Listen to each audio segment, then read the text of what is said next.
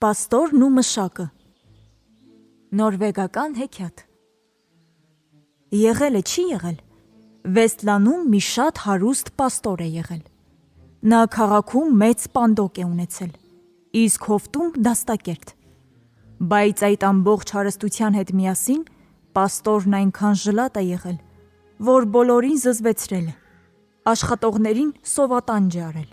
իսկ նրանք առավոտից իրիկուն նրա մոտ բատրակություն են արել։ Մի անգամ պաստորը խոթնձի համար մի ջահել մշակ է վարձում։ Պաստորի խոտատեղը բավականին հեռու է լինում, իսկ ինքը չի կարողանում գնալ բոլորը տեսնել։ Դրա համար էլ այնտեղ է ուղարկում նոր վարձած մշակին։ Գնա հեռու մարգագետինները, ասում է պաստորը, օգնիր և միաժամանակ հետևիր, որ պարապ չնստեն։ Լավ, համաձայնում է տղան։ Գալիս է խոտատեղ ու տեսնում, որ առանց իրեն էլ այստեղ կարող են յոլլա գնալ։ Հնձվորներն իրենք էլ պարապ նստած չեն լինում, այլ բարեխղճորեն հնձում են։ Մյուս օրը առավոտ ծեքին հնձվորները արթնանում են ու պատրաստվում են վեր կենալ, որ հնձի գնան։ Չէ, ասում է տղան, ձեռք քաշեք աշխատանքից, եկեք մի կուշտ քնենք։ Դեռ լույսը կարգին չի էլ բացվել, ինչու պետք է այսքան շուտ արթնանանք։ Ինչ ես ասում, երիտասարդ, ասում են հնձվորները, մենք իրավունք չունենք ձգձգելու, գիտես չէ,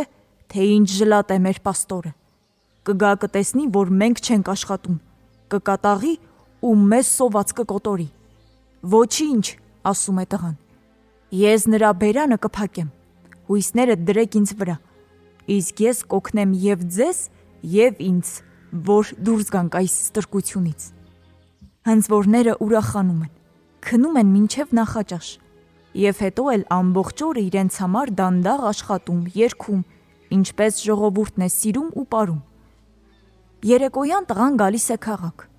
այնտեղ մի մեծ քսակ է ճարում և վերադառնում հովիտ, իսկ ճանապարհին նա հանդիպում է կրետի բնի, վերցնում է իր կրետի բունն ու քսակը լցնում կրետներով, իսկ հետո գալիս է պաստորի դաստակերտը, գալիս ու ասում է. Լավ մշակներ ունես, այնքան խոտ են հնձել,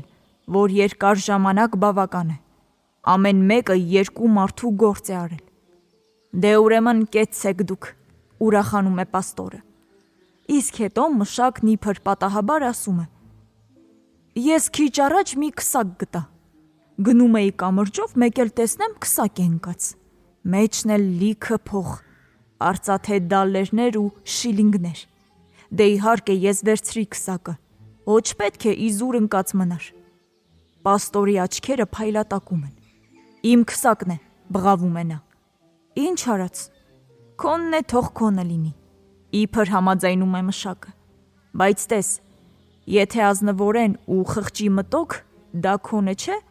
թող որ քսակում եղած ամեն մի շիլինգը դառնա կրետ, իսկ խոտի յուրաքանչյուր ցողունը, որ մենք այսօր հնձել ենք, թող վաղն առավոտ նորից մարգագետնում տնկվի իր տեղում։ Մշակը քսակը դնում է սեղանին ու գնում է։ Ժլատ պաստորը ճանկում է քսակն ու բացում, իսկ այնտեղ վխտում են կրետները։ Հայտնի բան է, կրետի բնին չպետք է դիպչել։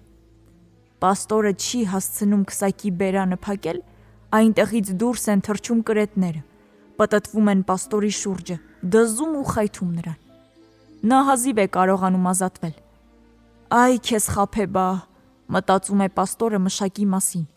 համա թե խորամանկն է։ Պաստորն ամբողջ օրը մտածում է, թե ինչ անի հետո։ Առավոտյան վախենում է մշակին արթնացնել և հեռավոր խոթհարքն ուղարկել։ Ու այս ամենը կարգադրում է աղախնին։ Տես, հնձված խոտերը նորից չեն տնկվել մարգագետնում։